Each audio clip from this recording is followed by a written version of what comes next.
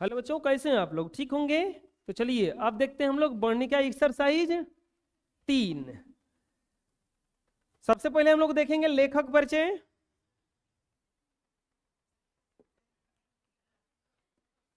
लेखक परिचय में सबसे पहले देखेंगे चैप्टर का नाम। चैप्टर का नाम है माँ। माँ। दुनिया में सबसे बड़ी योद्धा कौन होती है? माँ। इसके लेखक हैं ईश्वर पेटलीकर। लेखक कौन है इसके? ईश्वर। गुजराती के लोकप्रिय कथाकार। ये गांधी जी जैसा लगी हो रहे हैं। अच्छा, ये लोग चश्मा पहनता है सब लगता है ना। गांधी जी चश्मा पहनते थे, मोदी जी भी चश्मा पहनते थे, अमित शाह भी चश्मा पहनते हैं। लगता है चश्मे के साथ सब जन्म लेता है। गुजराती के लोकप्रिय कथाकार। जन्म हुआ था मई 1916 में। स्थान जहां जन्म लिए थे वो पेटली ग्राम, गुजरात। पेटली करके कथा साहित्य में गुजरात का समय और समाज, नए पुराने मूल्य और दर्शन और कला आदि में रच पक करके एक नई असाधकता के साथ उपस्थित होता है। पेटलीकर जी की प्रसिद्ध कहानी है खून की सगाई। इनकी प्रसिद्ध कहानी का नाम क्या है? खून की सगाई। और प्रसिद्ध लोकप्रिय उपन्यास है काला पानी। जो लोकप्रिय इनका उपन्यास बना वो क्या बना? काला पानी। यह कहानी गोपाल दास नागर द्वारा संपादित एवं अनुदित कहानी संग्रह मां सभार से संकलित है। ये जो कहानी लिया गया है, कौन सा कहानी? मां। ये मां ही नाम से, मां नाम से ही एक संकलन है इनका कहानी का, उसी से ये लिया गया है। तो चलो बताओ, मां कहानी के लेखक कौन है? ईश्वर पेटलीकर। जन्म कहां हुआ था इनका? पेटली ग्राम, गुजरात। गुजराती के लोकप्रिय कथाकार हैं। इनका जन्म 9 मई 1916 ईस्वी में हुआ था। इनके लोकप्रिय उपन्यास यह काला पानी और लोकप्रिय कहानी, प्रसिद्ध कहानी कौन सी? खून की। ये गुजराती में लिखा हुआ था। जिसका अनुवाद किसने किया? गोपाल दास नागर ने। और ये किस संग्रह से लिया गया है? मां से। चलिए देखते हैं हम लोग अब इसके पाठ। कहानी बहुत अच्छा है। मंगू को पागलों की अस्पताल में भर्ती कराने की सलाह जब लोग मां को देते, तब उनकी आंखों में आंसू झिलमिला आते और हर एक को एक ही जवाब देती कि मैं मां होकर जब सेवा नहीं कर सकती तो अस्पताल वालों को क्या पड़ी है। अपंग जानवरों की गौशाला में भर्ती करने जैसा ही कहा जाएगा। एक्चुअल इसमें कहानी है एक पागल लड़की की, जो सच में पागल है। पागल लड़की की जो सच में पागल है। देखो कहा पागल है का जी, वो पागल नहीं, वो सच में पागल है। उसको कहा जाता था उनकी माँ को कि आप उसको भर्ती करा दीजिए, लेकिन वो कहती थी कि नहीं, अस्पताल जो है, पागल खाना जो है, वो एकदम बिल्कुल गौशाला की तरह होता है, जहां पे ले जाकर के उसको हम बांध आएंगे, ऐसा हम करेंगे नहीं। माँ की यह ग्रंथि प्रकट हो जाने के बाद कोई उनसे ऐसी बातें नहीं करता था। जब ऐसा कुछ बात कह देती थी तो कोई उनसे ये नहीं कहता था कि तू कहाँ करो। वो पागल एवं गूंगी पुत्री को जिस तरह पालती पोसती, सेवा करती, लाड प्यार करती, प्रत्यक्ष देख लोग उसकी प्रशंसा भी करते। और इस तरह पागल पुत्री को एक माँ ही पाल सकती है। दूसरे के घर हो तो भूखी प्यासी कब की मर गई होती। वो लड़कियां असली में पागल भी थी और गूंगी भी थी। तो लोग कहते हैं कि इसको बस एक माँ ही इतना सेवा पानी कर सकती है। दूसरा के घरे रहित नब से तो कहिए मर जाती, और जीवित भी होती तो इतना हष्ट पुष्ट शरीर नहीं होता। अगर जीवित भी होती तो एकदम बढ़िया से उसको संभाल के रखी थी, जैसे एक नॉर्मल बच्चा रहता है वैसे संभाल के रखी थी। तो इतना बढ़िया नहीं होता, मतलब सुखाइल मुखाइल कैसे हो जाती। इसके बाद मंगू के अलावा माँ को 3 संतानें थी, 2 पुत्र और 1 पुत्री। 2 पुत्र और 1 पुत्री। पूछेगा ऑब्जेक्टिव में कि मंगू की टोटल कितनी संतान थी? 4। मंगू के अलावा माँ को 3 संतान था, यानी कि मंगू चौथा थी ना। एक प्रश्न आता है कि राम के 3 भाई थे, राम के 5 भाई थे, ए बी सी डी, तो बताओ पांचवा का नाम क्या है? तो कितना का होता है? ई। राम के 5 भाई, राम टोटल 5 भाई थे, ए बी सी डी, तो पांचवा राम हुआ, तो ई कहां से आ गया हूं मैं? ऐसे ही मंगू के अलावे माँ को संतान थे? 3, यानी मंगू का थी उसमें चौथी, 2 गो लड़का था और 1 गो लड़की, यानी कि टोटल माँ का 4 गो संतान, इसमें से 2 गो लड़का और 2 गो लड़की। दोनों पुत्र पढ़ लिख कर शहर में काम करने लगे थे। पुत्री का विवाह हो गया था और वह अपने ससुराल में चली गई थी। मंगू की मां उन संतानों को भूल गई हो ऐसी बात नहीं, किंतु समग्र मातृत्व तो मंगू पर ही निछावर हो गया था। इसीलिए छुट्टियों में जब कभी लड़के आते तो उनका घर बार पौत्र पत्रियों से भर जाता। जब भी उनके घर लड़के आते थे तो उनका घर भर जाता था। ऐसा होता है, छुट्टियों में जब आते हैं घर के बच्चे तो बहुत अच्छा लगता है, फिर 2-4 दिन के बाद झगड़ा शुरू होता है। मेरे पास एक बार गर्मी में एक बच्चा पढ़ने आया, तो छोटे छोटे बच्चे को पढ़ा रहे थे उस समय तो आई उनकी मम्मी लेकर के, बोली कि इसको पढ़ाइए, अब बड़ी बिगड़ंत है। बोले तो बिगड़ंत का थोड़ा सा किस्सा सुनाने लगी। बोले कि मेरी ननद जो है आई हैं और आई थी गर्मी के छुट्टी में, और उनके 2 गो लड़का था। वो आई थी कि जाके मम्मी के घर रहेंगे 2-4 महीना। और वो ये उनका भतीजन लगा, ये जो लड़का पढ़ने आया था, जो इतना छोटा सा था एकदम, लेकिन बहुत हरामी था।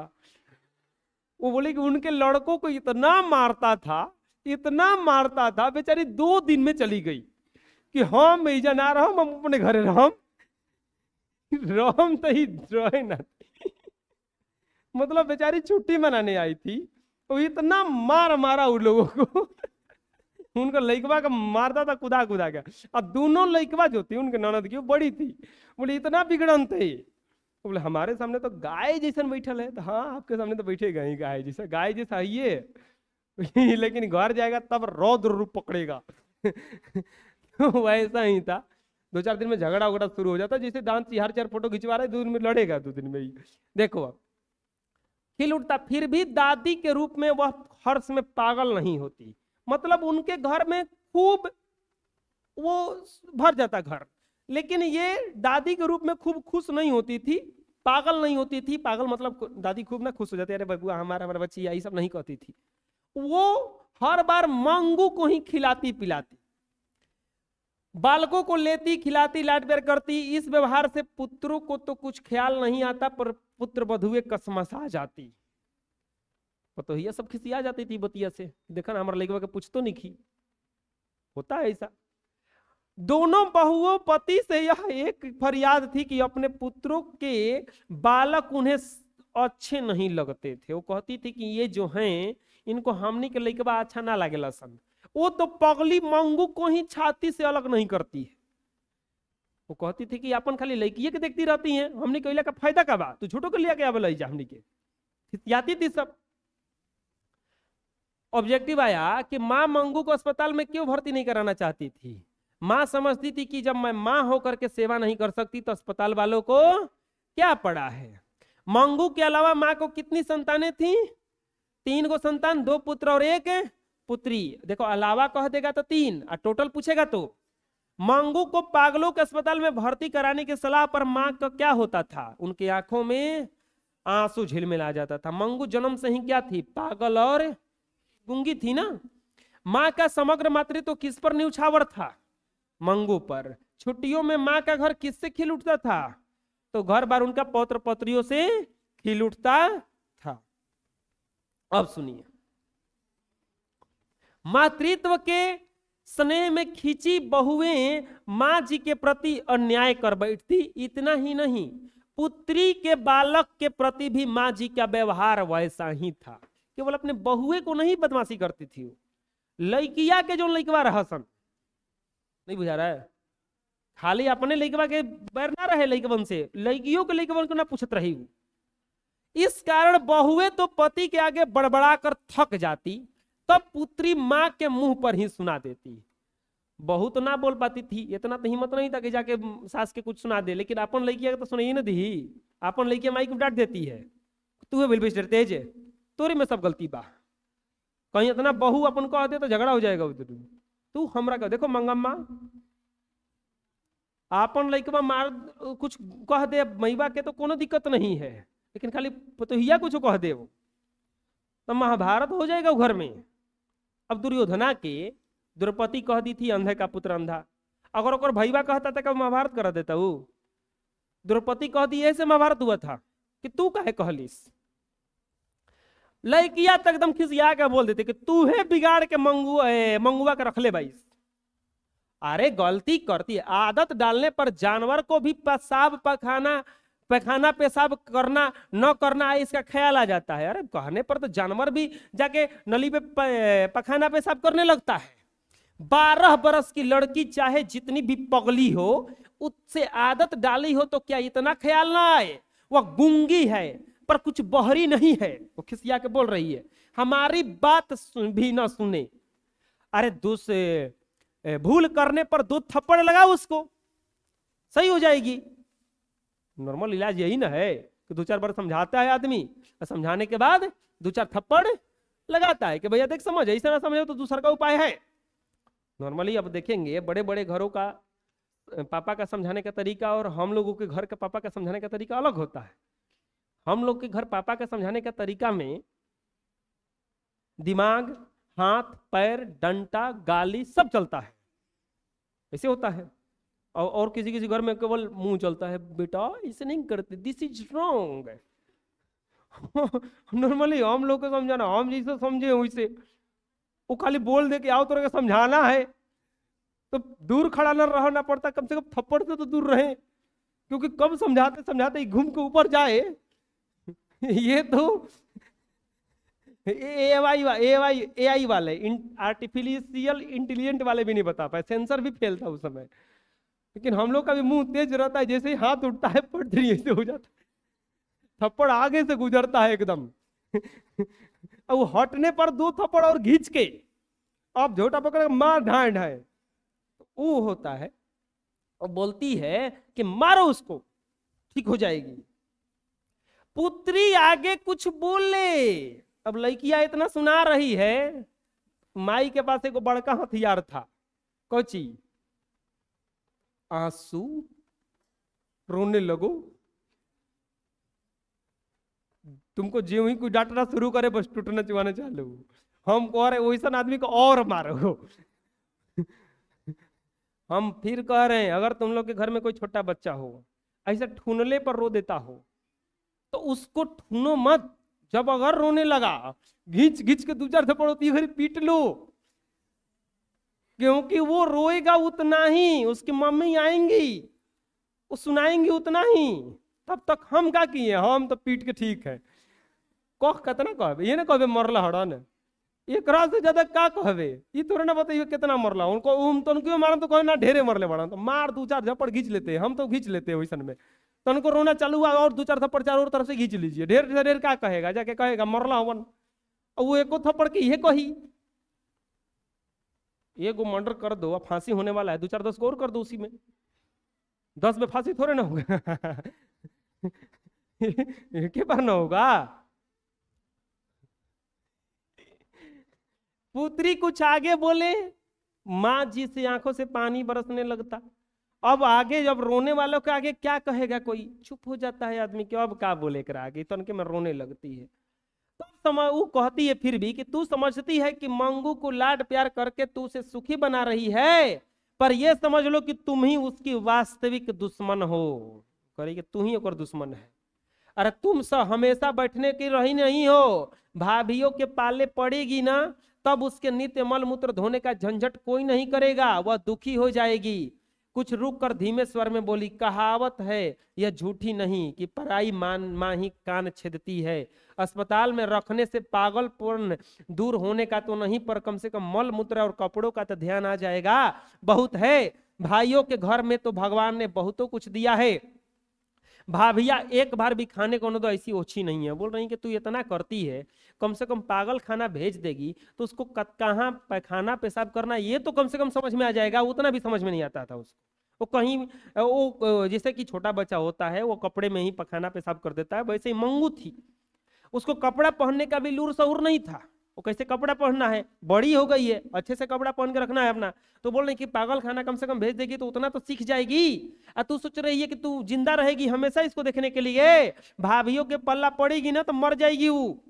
कोनो भाभी ना ये पूछूंगा करा के हकीकत बता रही है, तो कम से कम पागल खाना भेज के करा के उतना तो सही करवा दो। मंगू की उम्र कितना था?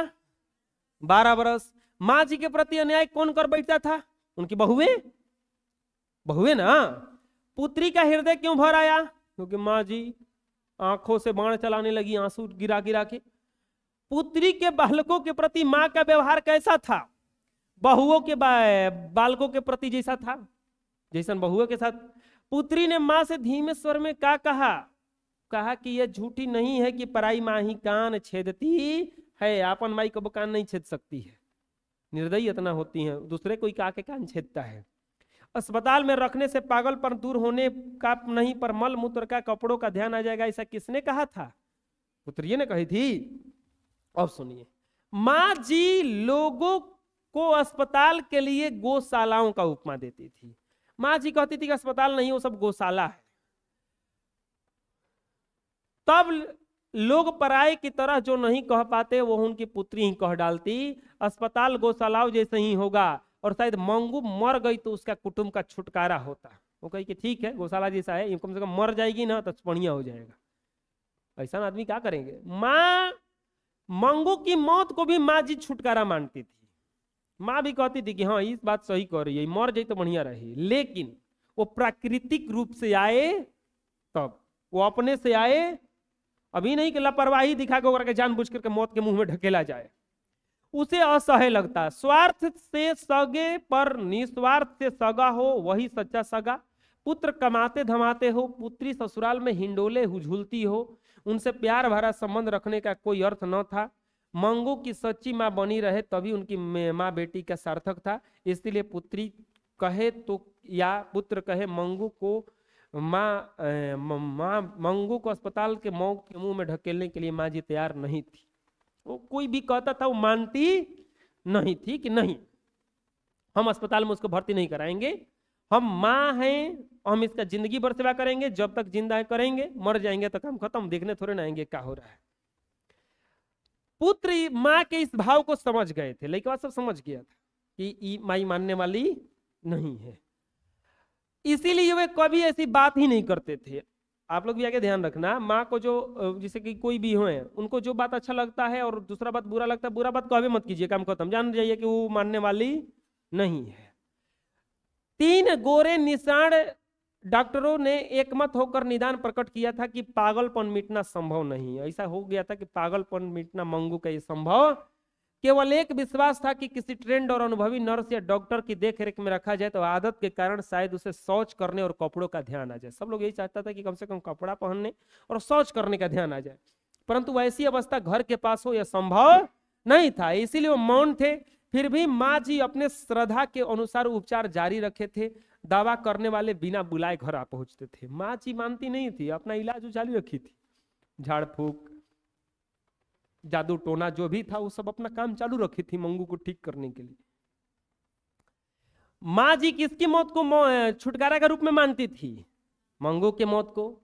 माँ से उनकी पुत्री क्या कह डालती जो पराया नहीं कह पाते कि अस्पताल गौशाला जैसा होगा तो शायद मंगू मर गई तो उसका कुटुंब का छुटकारा होगा। यही कहती थी कि मर जाएगी ना तब हम लोग को छुटकारा मिलेगा। किस स्थिति में माँ पुत्र पुत्री से प्यार भरा संबंध रखने का कोई अर्थ नहीं था कि उनका कहना था। इसका मतलब क्या हुआ समझिएगा कि अगर पुत्र कमाते धमाते हैं, लड़का जो है कमा धमा रहा है बढ़िया से, पुत्री जो है ससुराल में बढ़िया घर में है, हिंडोला हुलने का मतलब ही नहीं कि झुलुआ झुलना, हिंडोला हुलने का मतलब कि वो अच्छे घर में चली गई है, उसको कोई दिक्कत वहां पे नहीं है, तब उससे हम ज्यादा स्नेह क्या रखें, वो अपने में सब मस्त रहे। सही है। माँ बेटी का सार्थक संबंध कब तक था? मंगू का जब तक वो माँ बनी रहे तब तक वो बोलती थी कि हम इसकी माँ रहेंगे। डॉक्टरों के दल ने मंगू के प्रति क्या राय व्यक्त की थी कि मंगू कभी भी ठीक है नहीं हो सकती, पागलपन इसका मिटेगा नहीं। मंगू के भाव को कौन समझ गए थे? माँ के भाव को कौन समझ गए थे? उनके पुत्र। अब देखिए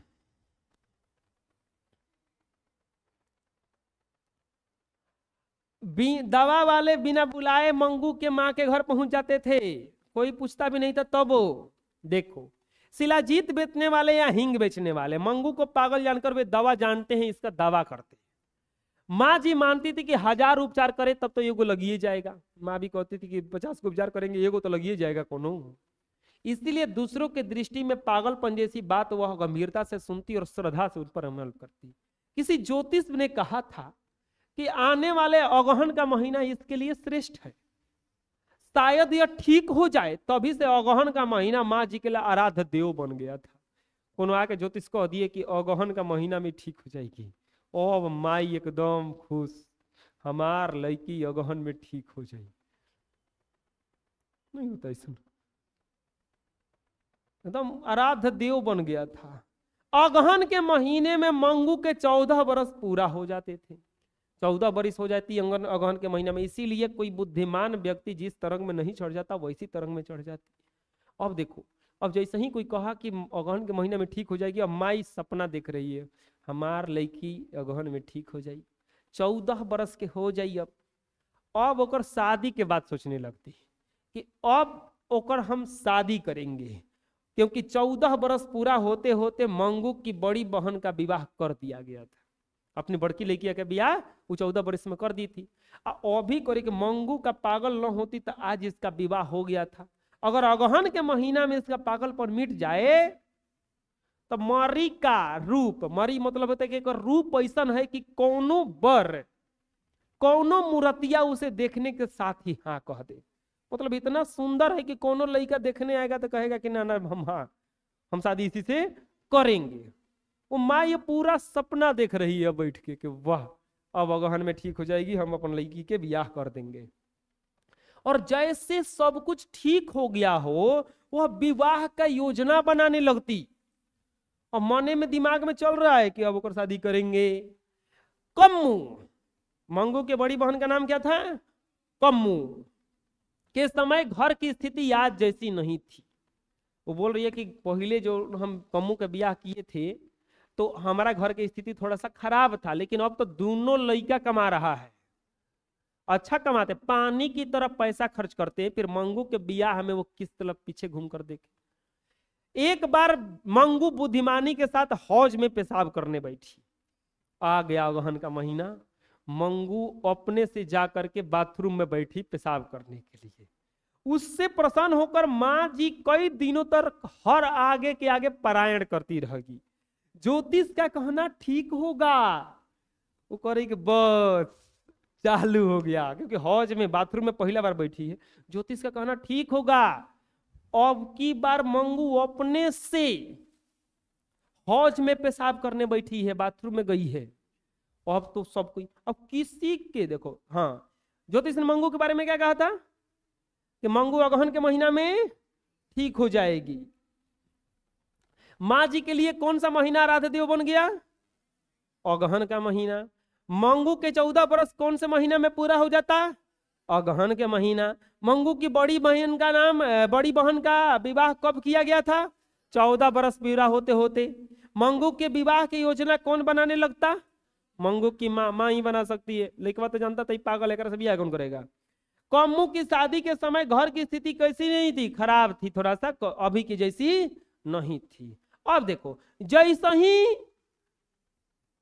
ये बतिया माई कहती कि जान दो जा हमारे लड़किया बाथरूम में गलिए, तो सही अब कोई के ये बतिया भरोसा होता नहीं तक का है, क्योंकि तुरंत देखता आदमी कि वो कहीं और पेशाब करके उसकी मिट्टियां कुरेद रही है, जो गीली मिट्टी है कुरेदती नजर आती। उसके बाद है तो कैसे उतरेगा? मतलब कहे कि आप लड़का हमारा बड़ी बढ़िया से बोलेला, तो नहीं पता चलता है बैठ के गाड़ी देता कोई के। ये बात कैसे कहे कि लड़का हमारा बढ़िया से बोलेला, अभी तुरंत बखान करता मुझे बैठ के गाली देता कोनो को। वही हाल है। माँ की दृष्टि में उस तरफ जाते ही बुद्धिमान पुत्री को जिससे शिक्षा देती और धीरे से कहती, मंगू ऐसा गंदा नहीं करना चाहिए। अच्छा बेटा। मंगू को बोलती कि ऐसा गंदा नहीं करना चाहिए।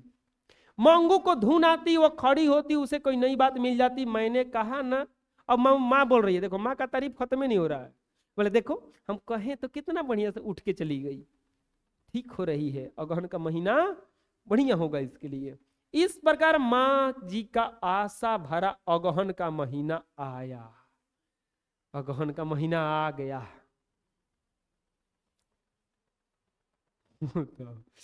मंगू अच्छी तो नहीं हुई, पर शहर के कन्या विद्यालय में पढ़ने वाली गांव की एक लड़की कुसुम पागल हो गई। एक मुसीबत कम था, वो और आ गया। कुसुम ही पागल हो गई। गांव की एक लड़की कुसुम पागल हो गई। मंगू की तरह उसको भी टट्टी पेशाब का ध्यान न रही था। माँ जी को दुख हुआ पर साथ ही साथ संतोष हुआ। आपको पता है जब रिजल्ट आता है, जब रिजल्ट आता है और दोस्त फेल हो जाता है तो दुख होता है। दोस्त फेल हो जाता है तो, लेकिन ज्यादा नंबर ला दे तो ज्यादा दुख होता है। ये सही है, हम एकदम गारंटी दे रहे हैं। अगर दोस्त कोई होगा साथ वाला फेल हो जाए दुख होता है, लेकिन ज्यादा नंबर ला दे ससुराऊ ज्यादा दुख होगा कि ज्यादा ला दिया। ओकरा साथ चलने का मन नहीं करता है, क्योंकि लोग उसी को पूछते ज्यादा है। मन करता है भाग तो चले निकल। तो वही हाल है। माँ जी को थोड़ा सा संतोष हुआ कि बताओ हमार लड़की तो जन्म से पागल है, अब बताओ हॉइसन पढ़ल लिखल लड़की पागल हो गई। कुसुम को दवा खाने में भर्ती करने का निश्चय हुआ। वो जैसे ही पागल हुई कुसुमी तो तुरंत ओकरा के कोनो कहा करे ले चल करके पागल खाना में डाल। और माई सोच रही है कि बताओ आज अगर कुसुमी के माई जिंदा रही, कुसुम का पागल खाना में इसलिए भर्ती करे, भैया सब भर्ती कर रहा था, तो सोच रही थी कि आज कुसुमी के माई जिंदा रहित, कुसुम के माई जिंदा रहित तो एक के पागल खाना में भर्ती ना करे दीहित। लेकिन खाली एक माई नहीं के, यही से बेचारी के पागल खाना में भर्ती करा। अब सोच रही है अपन माई, इहो सोच रही कि अगर हमू मर जीव तो हमारो लड़की को सही ना पागल खाना में लेके डाल दिया भैया कर। एकदम कांप रही है। पहले महीने के अंत तक कुसुम का अच्छा फायदा हुआ, ऐसा समाचार मिला। तो ये समाचार मिला कि लो कुसुम अच्छी हो रही है। कुसुम जो पगली कुसुम थी उसे बांध कर रखा जाता था, लेकिन अब स्वतंत्र घूमती है, उपद्रव नहीं करती है, टट्टी पेशाब का ठीक ठीक ध्यान आ गया है, पागलपन नहीं रहा, वह मात्र सारा दिन गाया करती है। गीत गाती थी बैठ करके पागल की तरह। पागलपन में इतने भी है, गीत गाने लगता है। पागल का सबसे निशानी क्या कहो?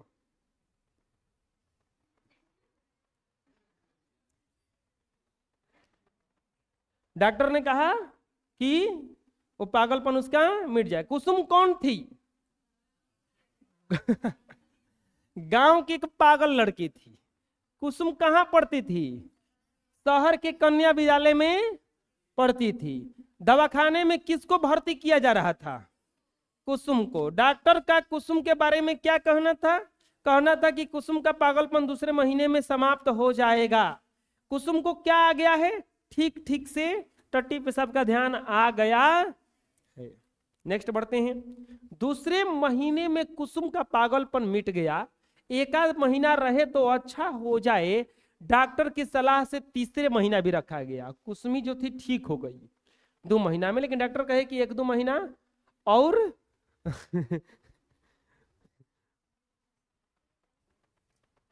अब क्या हुआ कि डॉक्टर बोले कि 1-2 महीना और रख दो। कुसुम जब वापस आई तो पूरा गांव उसे देखने के लिए उमड़ पड़ा था, और सबसे आगे आगे कौन था? माँ। वो देखने के लिए गई थी कि सोच में पागलखाना में जाने से लड़की ठीक हो गई का। अब जब अस्पताल का जब दोबारा कुसुम के बाद जब आया बात, तो सब कोई सलाह देने लगा माँ जी एक बार कम से कम भर्ती करको तो देखिए लड़किया के अपना। कुसुमी गई तो ठीक हो गई, तू हो मंगुआ के भर्ती करके देख लो। अब की बार वो विरोध नहीं की, अब की बार विरोध नहीं की, और सबसे पहले गई, बोली कि ठीक है। वो गई कुसुमी भी, जाके पूरा अस्पताल के हाल चाल लेने लगी कि क्या कैसे हो जाता है, कैसे कैसे क्या क्या किया जाता है। तो वो बता रही थी कि डॉक्टरों का को कोई चाटा मार दे तो भी वो उसको मारते नहीं हैं। पागल के अस्पताल में अगर आपका भर्ती हो गया, आप डॉक्टर कहीं कोई बना आप लोगों में से, कोई पागल के अस्पताल में डाल दिया तो आपको अगर थप्पड़ मारेगा तो उसको मारना नहीं है, ही नहीं कि सुई लेना गोप देना फिर आपको भी ट्रीटमेंट देने लगेगा सबको कि ये तो महामूर्ख है, क्योंकि वो मार दिया तो तो पागल है। अब तू पागल दिखा के तू तो अगर कोई मार दे तो उसको मारते नहीं हैं। यह जानकर उन्हें अस्पताल पर श्रद्धा हुई और ये सोचने लगी कि शायद हमारे मंगुआ के पागल खाना जाने से ही अगर ठीक होना लिखा है तो यही सही। इस सोच के वो का की अपने बड़का लिखवा के पास पत्र लिखवाई पहला बार कि आओ बेटा ले चले करा के जगह पर पहुंचाओ ले जाके पागल खाना। अब वह निर्णय किया, लेकिन एगो गड़बड़ हुआ कि जब से निर्णय की तब से उन पर एगो बोझ आ गया कि हम का कर दिए। कुसुम जब घर आई तो उसे देखने गया और सबसे आगे कौन थी? मंगू की माँ। लोगों ने माँ जी को क्या सलाह दी कि एक बार अस्पताल में कम से कम भर्ती करके तो देखिए। माँ जी ने जिंदगी में पहली बार किसका विरोध नहीं किया? अस्पताल का। माँ के मन में क्या गांठ पड़ गई थी? ये गांठ पड़ गई थी कि जब मैं माँ होकर सेवा नहीं कर सकती तो अस्पताल वालों को क्या पड़ी है। मंगू को दवाखाने में भर्ती कराने का निर्णय किसने लिया? माँ जी ने। किसके मस्तिष्क पर एक प्रकार का भार मालूम पड़ने लगा? माँ के मस्तिष्क पर। क्यों पड़ने लगा? क्योंकि जब वो पत्र लिखवा दी, नहीं होता है कह के हम काहे कि पछता तनी हम कैसा ना कहे कि चाहत रहे, उहे बतिया हो गया था। मंगू बड़ी होती जाती और उनकी वृद्धावस्था बढ़ी जाती है, बहुत चाकरी करेंगी नहीं, यह मालूम हो गया था। क्योंकि दोनों में से एक भी बहू ने अभी तक उसके साथ रहने का आमंत्रण भी नहीं दिया था। कोनो पतोहिया ना कही थी कि अरे माँ जी चलिए लेकर के हमरा घरे ले किया के। आज के लड़के पत्नियों से दबे दबे ही घर पे दिखते हैं, इसीलिए पुत्रों से भी आशा उन्हें अधिक नहीं दिखती थी। इस स्थिति में मंगू का भगवान साथी हो और उनका पागलपन मिट जाए या न मिटे, यदि उसे अस्पताल में भर्ती कराए, उसे मरने समय कम से कम एक शांति तो रहेगी कि उसकी चाकरी करने वाला दुनिया में कोई पराया ही तो सही। इसी विचारधारा के साथ माँ जी की आंखों से इतना पानी बह जाता कि उनका बिछौना तर हो जाता। खूब बैठ के रोती और हृदय में पुकार करती, चाहे जो भी बना लो बहाना। माँ जी भी उसका सेवा करते करते थक गई थी। माँ जी भी उसकी सेवा करते करते थक गई थी।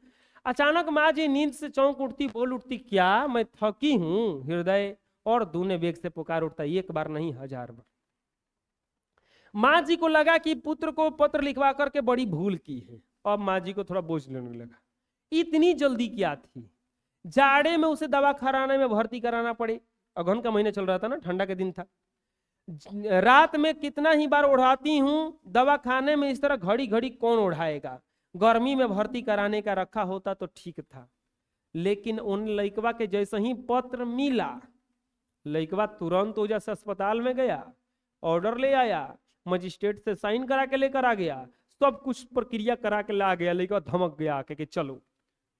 पहला बार माई बोली है कि फिर उलट मत जाए कि नाना बाबा छोड़ दे अभी। अब भर्ती कराने का तय हो गया। माँ जी को अपने साथ रहने का आमंत्रण किसने नहीं दिया था? दोनों बहुओं में से एक भी में नहीं दी थी। माँ जी को किससे अधिक आशा नहीं दिखता था? अपने पुत्रों से। माँ जी की सबसे बड़ी भूल क्या थी? अपने पुत्र को पत्र लिखवाना। पत्र मिलते ही कौन आ पहुंचा? माँ जी का बड़ा लड़का आ पहुंचा। बड़े पुत्र ने मंगू को अस्पताल में भर्ती कराने के लिए किसका ऑर्डर लिया? मजिस्ट्रेट से। किसकी आंखों से इतना पानी बह जाता कि बिछौना तर हो जाता? माँ जी के आंखों से। माँ जी को विश्वास हो गया था। देखो अब यो बदमाशी है। अच्छा ऐसा में एक बात बताओ, लइकवा उतना जल्दी आया तो उसमें लइकवा का गलती है कोनो? माई कह रही है कि बबुआ रे लइकिया के हम सोचते अस्पताल में भर्ती करा दे ही, तो लइकवा आ गया कि चलो भर्ती करा देवे के, तो ओकरा में लइकवा का क्या गलती है? वो तो तोहरे का हल्का पाइल बा। लेकिन माँ जी सोचते कि लइकवो लागता कि अपन जीव छोड़ावल चाहता, यही से तो पत्र मिलते या धमकल, एको बार तो उनको रुकबो ना कल। आके मजिस्ट्रेट के पूरा ऑर्डर लेके आइल बा। माँ सोचत रही कि लइकवा के माना कर दी कि अभी लइकिया के भर्ती ना कराई, लेकिन सोच रही हैं कि माना करेंगे तो लइकवा कहेगा कि माई के कोनो दूसरा काम हम बाना, ये एने ओने करत रहे खाली। कबो कहती है भर्ती करा दे, अब कहती है कि भर्ती नहीं कराएंगे। तो ये सोच के बोली कि अब छोड़ो, अब चलो चलते हैं। मंगू को अस्पताल में भर्ती कराने जाना था। उस रात माँ को नींद नहीं आई। वो अलग उससे करने का मतलब जो भी सोच रही थी कि वो एकदम अलग सोच रही थी कि क्या है। अस्पताल वाले बेटी को उनसे अलग करेंगे तो यह कष्ट उनसे सहन नहीं होगा, पर अस्पताल में एक ऐसी व्यवस्था वो कह रही थी कि हम जेबे नहीं करेंगे, हम ये लेके ले जाए करा के। फिर सोच रही थी कि ना अस्पताल देखे जाए कि कोई अस्पताल होला उजा कोई व्यवस्था बा। तब तक उन्हें चैन ना पड़े या संभव नहीं था, इसीलिए विवश होकर के जाने के लिए तैयार हुई। पर मंगू को लेकर घर के बाहर निकलते वक्त मानो उन पर ब्रह्मांड का भार आ गया। आंखों में सावन भादो शुरू हो गया। सावन भादो मतलब पूरा रोने लगा। नजर मंगू पर चिपक गई। वह किसी तरह उखड़ती नहीं थी। मंगू अपने पहनाए गए कपड़ों को रंग जी भर करके देख रही थी। नया नया कपड़ा पहना दी थी मंगू को। मंगू अपन कपड़ा खूब ध्यान से देख रही थी। वो भाव में आ गई हो। माँ जी की तरफ देख करके वो हंस भी पड़ी। उसी समय माँ का कलेजा कट कर रह गया। वो माई को देख हंसने लगी। नया नया कपड़ा का बुझा का होके होला बा। गाय बैल भी जब उन्हें पुराने खूंटे से खोल करके दूसरे जगह ले जाया जाता है तो नए जगह नए आसामी के घर जाने में आनाकानी करते हैं। मंगू को तो इतना भी ध्यान नहीं है। यह प्रत्यक्ष अनुभव करती माँ जी ड्योढ़ी से फिसल पड़ी। हृदय कलकता उठा। अबोध पुत्री का दुनिया में कोई नहीं है। सगी माँ भी उसकी नहीं हो। लेकिन अगर दूसरे जानवर को भी बेचा जाता है ना, वो भी जाते नहीं है, मार के भेजना पड़ता है। और भी जाते हैं तो देखे होंगे बकरा बकरी ढेर कुल गली में बांधल था, दिन भर चिल्लाता रहता था, मैं चिल्लाता था सब दूसरा घर। लेकिन लड़किया को ये पता नहीं है कि हमारा क्या करते रहन। तो वो सोच सोच के एकदम रोने लगी। पूरा वो लगा कि गिर जाएंगी। वो सोच रही कि हम एक खुद के माइयो एक नहीं हुई। माँ जी के अनुसार मंगी को अस्पताल में ढकेल करके कौन बोझ उतारना चाहता था? उनका बड़ा पुत्र ना, लड़की में ना, वो तो ना चाहती थी। माँ जी को उस रात नींद क्यों नहीं आई? क्योंकि अस्पताल में भर्ती कराने जाना था। मंगू को लेकर बाहर जाते वक्त माँ को कैसा महसूस होता था? एकदम जैसे भारी लग रहा है। कभी कभी ऐसा होगा। आंखों में सावन भादो शुरू हो गया। किसकी आंखों में? माँ के। ड्योढ़ी से कौन फिसल गया? माँ जी। जिस समय मंगू को माँ जी को देखकर हंस पड़ी, उस समय माँ जी को क्या हुआ? कलेजा कट कर रह गया कि क्या हो गया। पुत्र का हृदय भी भर आया, पर और माँ की तरफ आंखें उठाने जितनी भी हिम्मत नहीं था। जितना विलंब होता ट्रेन पकड़ने का समय उतना ही कम होता। लड़कों में इतना हिम्मत नहीं था कि वो कह दे जाके मैवा के खाली मुंह देख ले। कुछ भी नहीं है, भाई तो है ना। आंगन के बाहर में जूते बैल पांव उठाने के लिए तत्पर हो रहे थे। बैलगाड़ी में बैठ के जाना था। पुत्र ने माँ की तरफ आंखें किए बिना ही पांव हुई लथड़ा कर पांव उठाते हुए कहा, देर हो रही है, अब निकलना चाहिए। वो लेकिन एकदम देखो नहीं किया, बोला कि देर होता चले गए। ऐसे ही करता है आदमी जो होता है, थोड़ा सा कठोर हृदय का होता है। औरतें जो होती है थोड़ा संवेदनशील होती हैं, तनके में रोने लगती हैं। आंगन से निकलते समय उसने धोती, ऐसा नहीं कि आदमी ऐसा करता है तो रोता नहीं, आदमी रोता है लेकिन प्रकट नहीं करता है, क्योंकि औरतों रहेंगी, आदमी रहेगा, सब बैठ कर रोने लगेगा उसे इसीलिए रोने का काम ज्यादातर औरतों को दे दिया गया है। आदमी रोते हैं हृदय में, लेकिन कठोर बन के रहते हैं कि नहीं, रोना नहीं है। धोती के कोने से आंख पोंछ ली। पड़ोस के एक स्त्री ने मंगू का हाथ पकड़ करके आगे किया। दूसरी स्त्रियों ने माँ जी को सहारा दिया, एकदम पकड़ के ले जा रही हैं उनको। अंत में कड़वा घुट हृदय में पुकर घिटने के बल टेक कर खड़ी हुई और दो स्त्रियों ने पकड़ करके उन्हें चढ़ाया। तब उनसे बैलगाड़ी में चढ़ा गया। उनको चढ़ा भी नहीं जा रहा था बैलगाड़ी में। मंगू पागल है यह जानकर ट्रेन के अन्य मुसाफिरों को भी अच्छा खासा चर्चा का विषय मिल गया। अब ट्रेन में पहुंची तो पता चला मंगू पागल है। एक पागल लड़की तो मिल गया विषय। ऐसी खाती पीती सूखी लड़की को अस्पताल में रखेंगी तो 1 महीने में लकड़ी हो जैसी हो जाएगी। वहां जानवरों की तरह जितना दिया जाता है उतना ही खाना बस। बोले हईसन बढ़िया लड़की के खाते पीता लड़की के अगर अस्पताल में रखेंगे तो 1 महीना में लकड़ी हो जाएगी। तो अब माँ जी को चढ़ा रहा है सब। आग में घी डालना इसी को कहा जाता है। तो माई भर्ती करा लिया, ऊपर से उल्टा पुल्टा अस्पताल के बारे में सुना रहा है। हमारे गांव में एक वृद्धा को उसके लड़के 5 साल से अस्पताल में भर्ती करा है, कुछ भी फर्क नहीं पड़ा है। और 9 गो नौटंकी 9 गो कहानी चालू बाऊजा कि हमारा गांव में एगो औरत के भर्ती कल गई बा, ओकरा कुछो फायदा नहीं खे। गांव का व्यक्ति कोई मिलने जाता है तो रोने लगती है, पाँव को पकड़कर कहती है मुझे यहाँ से ले चलो, पर आज के लड़के लाते ही नहीं। ऐसे लड़कों से क्या आशा रखी जाए। वो बोलती है कि जब भी हमारा गांव का आदमी कोई मिलने जाता है तो रोने लगती है बेचारी कि हमरा के ले चलो इधर से, लेकिन लाते ही नहीं। अरे लड़के तो अच्छे हैं, ये सही बात है एकदम, ये जो लड़के तो अच्छे हैं, आजकल की बहुएं जानती है ना पहनना ओढ़ना हो, इसीलिए आदमी ज्यादा आदमी घर में पोसाता ही नहीं है। बोले कि लड़के बात तो सब सही है, जो बहुएं हैं वो सब खतरनाक आ जाती हैं आजकल। अरे बहू खोज के लाने का काम क्या करता है, सासे ससुर करते हैं, तो दिक्कत को चाहिए, तू तो खोज के लाई है।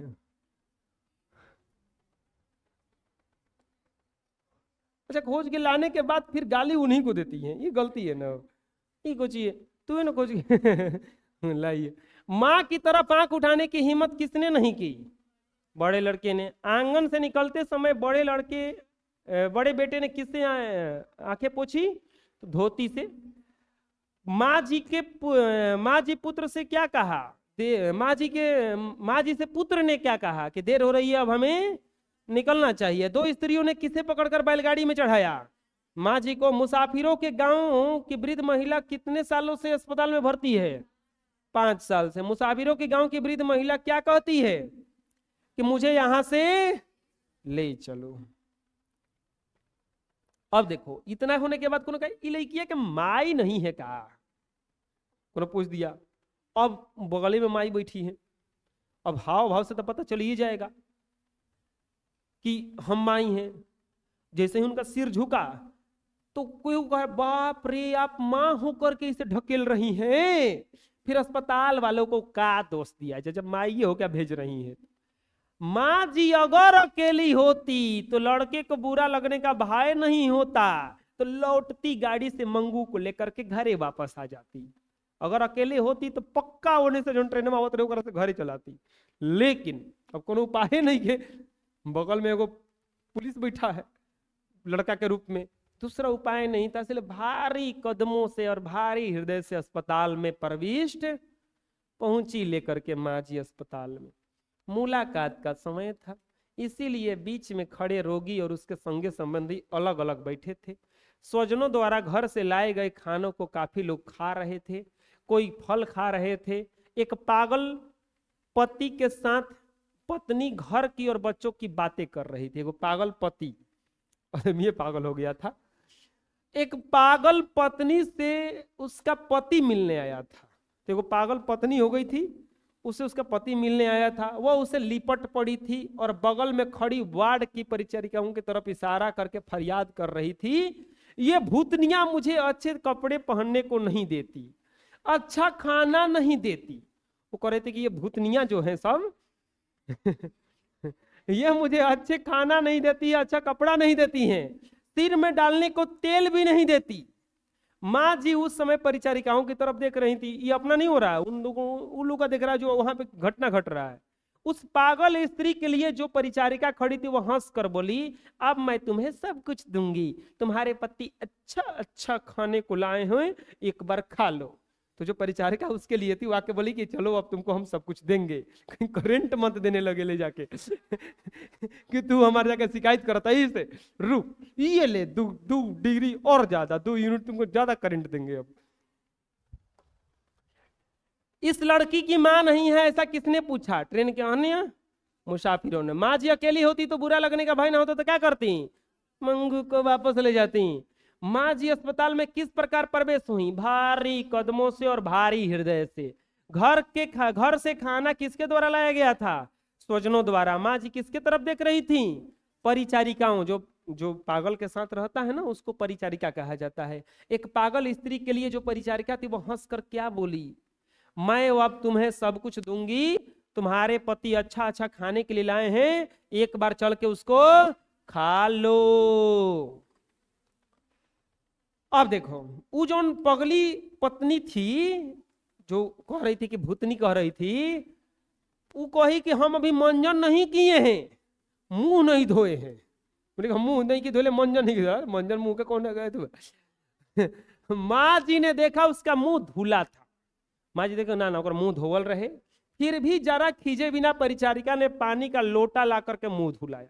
बोले कि ठीक है लो धो लो, नहीं धोई है तो रुमाल से उसका मुंह पोंछ दिया। माँ जी को विश्वास हो गया कि काम करने वाले दयालु तो हैं कम से कम। अब दोसर रही तू झगड़ा कर दी तो तोर मुंह धोल बारे, वो खिसिया जाती और ये पगली जो थी वो भूतनी चुड़ैल सब बना देती फिर से। डॉक्टर और स्त्री वार्ड मेटन आ गई। माँ जी के पुत्र ने मजिस्ट्रेट का ऑर्डर दिया। माँ जी को संतोष हो इसीलिए ऊंचे स्वर में मंगू की देखभाल करने के लिए कहा। वो लड़कवा कहा कि मंगू को थोड़ा देखभाल कीजिएगा। मैवा को सुना के कहा ताकि पता चले ना कि हम थोड़ा सा उसके लिए दुखी हैं। मेट्रन ने कहा इस बाबत आपको चिंता नहीं करनी चाहिए। वो मेट्रन बोली कि इसके बारे में आपको चिंता नहीं करने की जरूरत है, वो हम देख लेंगे। जैसे मेरे पास कोई पढ़ने के लिए आता है तो बोलता है कि तनी ध्यान दीजिएगा, तो हम बोलते हैं कि इस बारे में आपको अब चिंता करने की जरूरत नहीं है। अब ये मत समझना कि इसी को पागल जैसा बात हो रहा है कि अब हम देख लेंगे इसको। इस बारे में आपको चिंता करने का ये ऐसा नहीं है। हम रियल मतलब मूर्ख लड़का है, सब गलत समझता है। तो क्या कहें, इस बारे में आपको चिंता करने की जरूरत है? आपको कोई भर्ती कराने के लिए लाता है। बीच में ही माँ जी बोली बहन, हो गया, चिंता तो इसलिए करनी पड़ती है कि एकदम पागल है, कोई इसके पास बैठकर नहीं खिलाए तो यह खाती भी नहीं है। इतना कहते हुए उनका कंठ भर आया और वाक्य अधूरा रह गया। बोली कि बड़ी पागल है ज्यादा, इसके पास कोई मुंह में कौर डाल के ना खिलाए तब तक कि खाती नहीं है। वैसे ही खिला खिला के इतना हष्ट पुष्ट किए हैं हम। दूर खड़ी परिचारिकाएं निकट दौड़ाई और लगी माँ जी उजे रोने। अब दूसरों जो थी दोनों दौड़ लाई कि का भइल बारे जगह रोती देखल जाओ। एक बोली कि माँ जी आप किसी तरह की फिक्र न करें, हम इसके मुंह में कौर डाल डाल कर खिलाएंगे। बोले कि हम इसको बढ़िया से खिलाएंगे। भारी आवाज में माँ जी बोली यही तो बहन मुझे कहना है, इसे टट्टी पेशाब का भी ख्याल नहीं रहता। यह रात में कपड़े बिगाड़े तो देखना नहीं तो गीले कपड़े में सोएगी तो वायु हो जाएगा।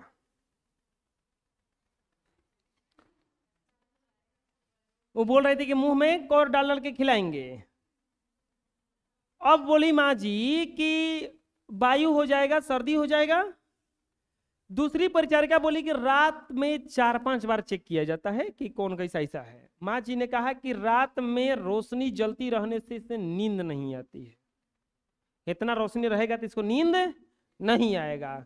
तो वो बोली कि जिसको नींद नहीं आता है उसे नींद की दवाई दी जाती है। तो माँ जी बोली कि देखिएगा दूसरे उपद्रवी इस मरीज इसको मारे पीटे नहीं कि दूसरा मार देके कूट देख रखे। डॉक्टर और स्त्री वार्ड की मेटन को क्या दिया? तो मजिस्ट्रेट का ऑर्डर। डॉक्टर को की मेट्रन को क्या दिया? ये यहाँ पे बड़े लड़के ने होगा। माँ जी को किस पर विश्वास हो गया था? परिचारिकाओं पर। माँ जी परिचारिकाओं से क्या कहा? माँ जी से परिचारिकाओं ने क्या कहा कि फिक्र न करें, हम इसके मुंह में कवर डाल डाल के खिलाएंगे। बड़े लड़के ने ऊंचे स्वर में क्या कहा?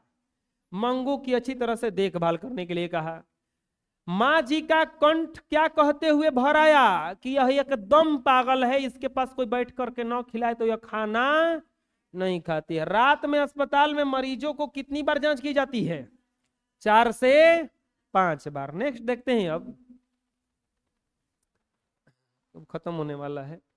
जो उपद्रवी होते हैं उसे अलग रखा जाता है। रात में सबको अलग अलग कमरों में सुलाया जाता है। मतलब जो मारता पीटता है उसको अलग रखा जाता है, नहीं तो मार देके कूट देगा कोनो के जाके। वो मिलने आने वाले लोग विदा लेते तब रोगी का अंदर के कमरे में ले जाने के लिए थोड़ा सा दरवाजा खुलता था। इस अवसर का लाभ लेकर माँ जी की नजर 2-3 बार अंदर घूम जाता। 3-4 स्त्रियों को अस्त व्यस्त बालों में, अस्त व्यस्त कपड़ों में उन्होंने अंदर घूमते हुए देखा। एक ने उनकी तरफ देख करके छाती कूटा और भयभीत आंखों से देखा कि वह डर गई। जब दरवाजा खुलता था पागल खाना वाला तो देखती थी ध्यान से को क्या हो रहा है। तो 2-3 औरत को देखी, उनमें से एगो घुघराला बार वाला पूरा था। उसमें से एगो देख के दांत कुटी ऐसे। इस पर अंदर के रहने की जगह देखने की इच्छा हुई। मंगू की माँ बोली कि हम तनी अंदरवा लेके तो खाइए ना हमको कि क्वेश्चन जगहिया में इसको रखा जाएगा। मांग की मंगू को जिस कमरे में रखना हो मुझे देखना है। मेट्रन ने कहा अंदर जाने की किसी को इजाजत, बोले कि अंदर जाने का किसी का नियम नहीं है, ऐसा नियम ही नहीं है। विस्मय भरे नेत्रों से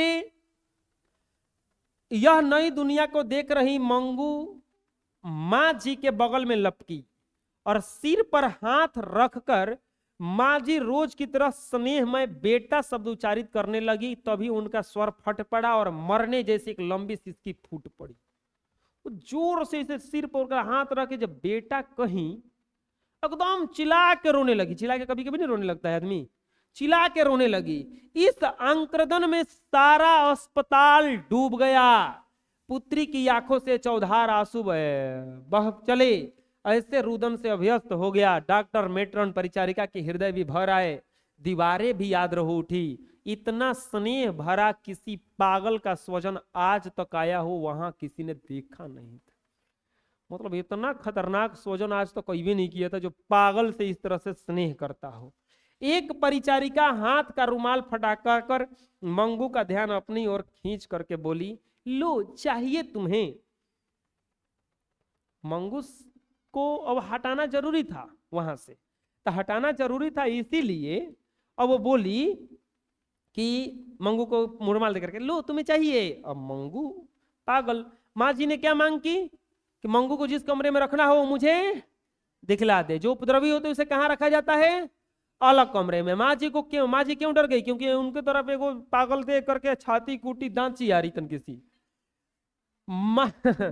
माँ जी और पुत्री को देखकर किसका हृदय भर आया? डॉक्टर, मेट्रन, परिचारिका सबको रुलाने लगी हुई जो बैठ के माई जो थी। रात में सबको कैसे सुलाया जाता था? अलग अलग सुलाया जाता था। किसकी आंखों से चौधार आंसू निकले? मंगू की आंखों से चौधार आंसू बहने निकले। मंगू भी रोने लगी थी उस समय। अब सुनो, रुमाल पकड़ने के लिए माँ जी को छोड़ करके मंगू एकदम खड़ी हुई।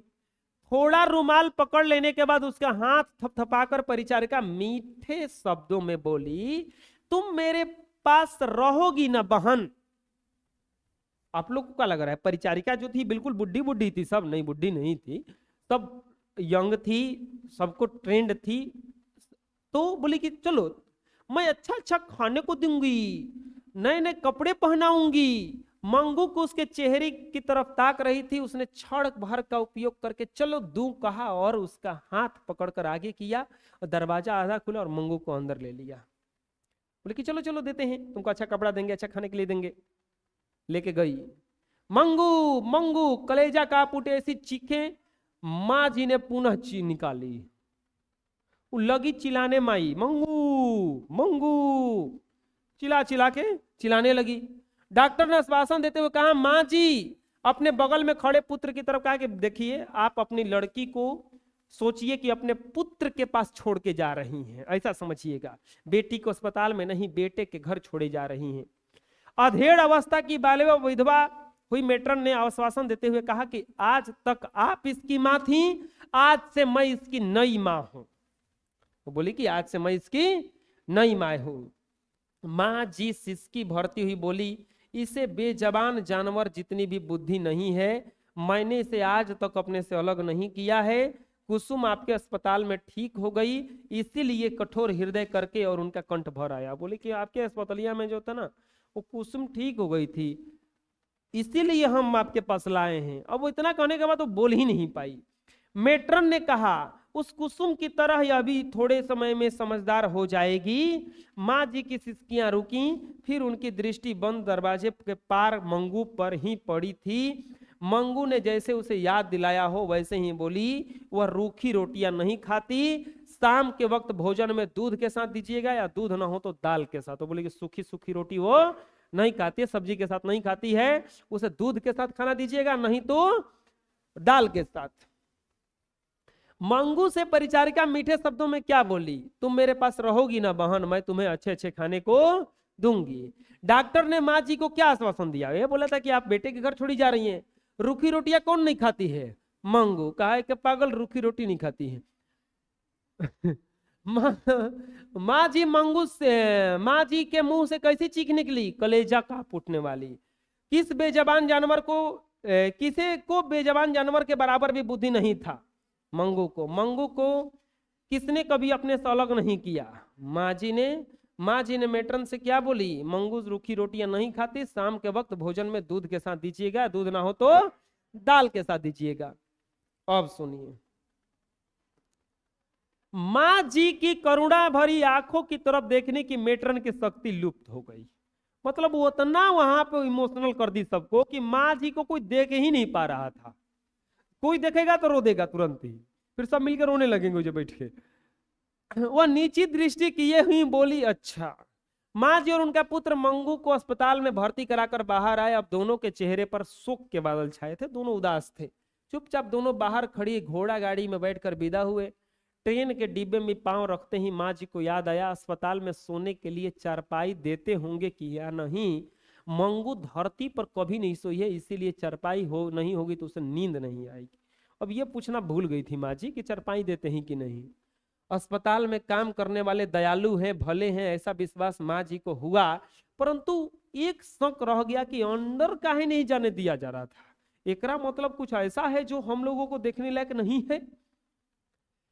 वो अंदर भूत की तरह घूमती, गंदी और भूख से मरती भयानक पागल स्त्रियां, इसके साथ ही माँ जी को उन्हें न देख करके रोने वाली आवाज सुनाई दी।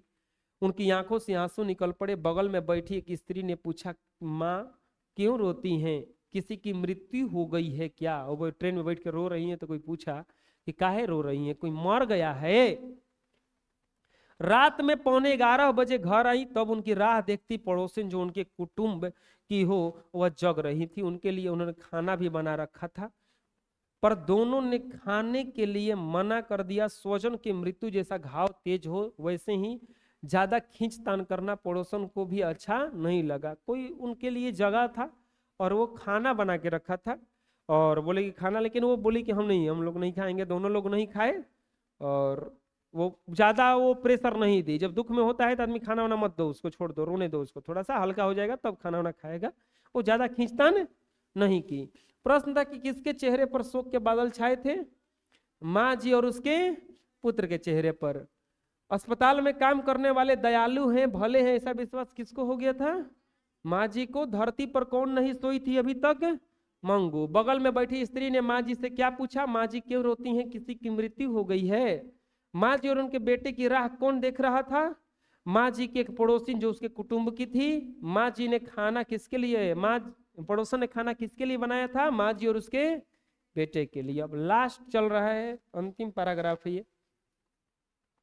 माँ जी के अंतर में एक तंबूरा बज रहा था। मतलब एक जैसे लग रहा था कि बोझ जैसा हो गया हो। कितनी ठंड है, उसे ओढ़ाया होगा कि नहीं, पेशाब करके गीला कर दिया होगा तो उसका फ्राक और बिछौना बदला होगा। मतलब ये सब सोच रही है कि ये सब हुआ होगा कि नहीं।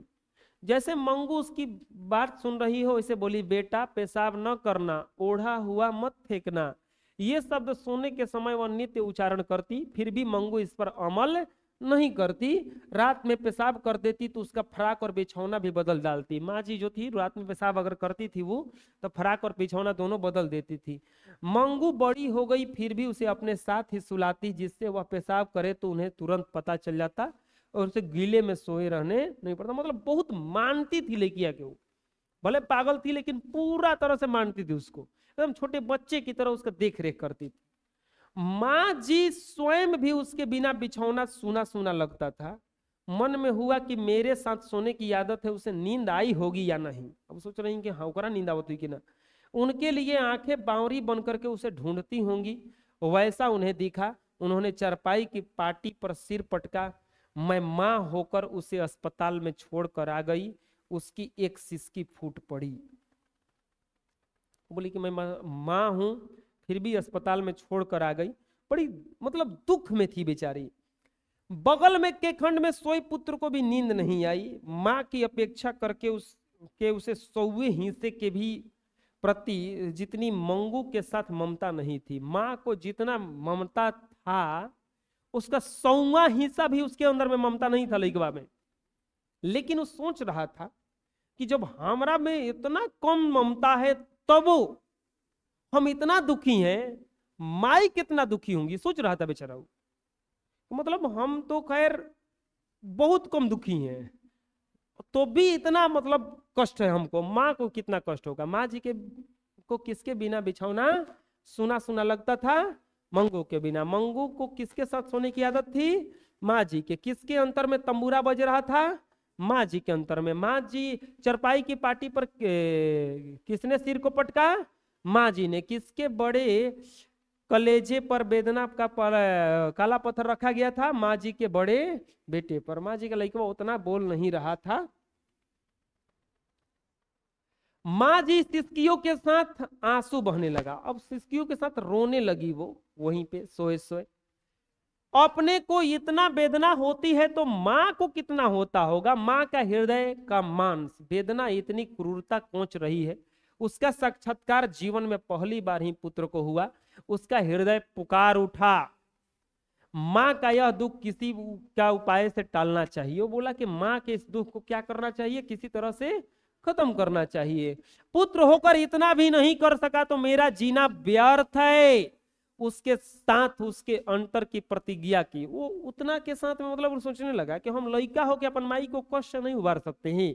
वो अंदर अंदर को प्रतिज्ञा किया कि मैं मंगू को जीते जी अच्छी तरह से पालूंगा। माई से जाके नहीं बोल रहा है, अभी अंदर अंदर बोल रहा है कि मैं पालूंगा।